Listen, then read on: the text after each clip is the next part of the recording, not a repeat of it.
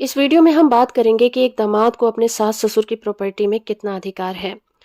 Kerala high court का ये मामला है और केस का टाइटल है Davis Raphael versus Hedy Thomas. और इस केस की सुनवाई जस्टिस एन अनिल कुमार की बेंच कर रही थी।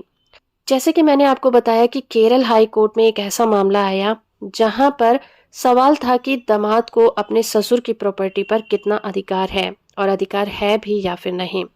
इस मामले में ससुर ने ट्रायल कोर्ट के सामने एक केस फाइल किया था कि उनका दामाद उनकी प्रॉपर्टी में अतिक्रमण कर रहा है, यानी कि ट्रेसपास कर रहा है, और ससुर और उसकी फैमिली को जीने नहीं दे रहा, उन्हें किसी न किसी तरह से परेशान करता रहता है। इसीलिए दामाद को इस तरह के इंटरफेरेंस करने से रोका जाए।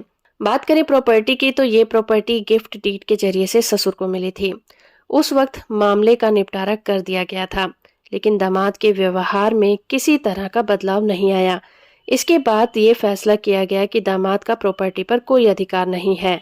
लेकिन कोर्ट में दामाद ने ये तर्क दिया कि उसने पेटिशनर की इकलौती बेटी से शादी की है और इसीलिए उसे परिवार के सदस्य के रूप में ही अपनाया जाना चाहिए। इस आधार पर घर में रहने का अधिकार भी उसे मिल जाता है। लेकिन ट्रायल कोर्ट ने माना कि ससुर ही उस प्रॉपर्टी का मालिक है और दामाद को उसकी प्रॉपर्टी में इंटरफेरेंस करने का कोई अधिकार नहीं है। अब कोर्ट के सामने ये क्वेश्चन था कि क्या दामाद अपने ससुर की प्रॉपर्टी किसी तरह से कोई भी कानूनी हक रखता है या फिर नहीं रखता। तो कोर्ट ने देखा कि ससुर उस प्रॉपर्टी का टैक्स पे करता है और उस प्रॉपर्टी पर रह भी रहा है। यह भी मानना मुश्किल है कि दामाद उस फैमिली का सदस्य है। सिर्फ उसकी बेटी से शादी करने भर से ही वो उनकी प्रॉपर्टी का हिस्सेदार नहीं बन जाता।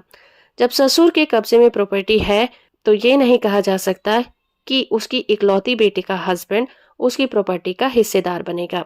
तो हो फ्रेंड कि ये वीडियो आपको इन्फॉर्मेटिव लगी होगी। वीडियो को लाइक और चैनल को सब्सक्राइब करना बिल्कुल मत भूलिएगा।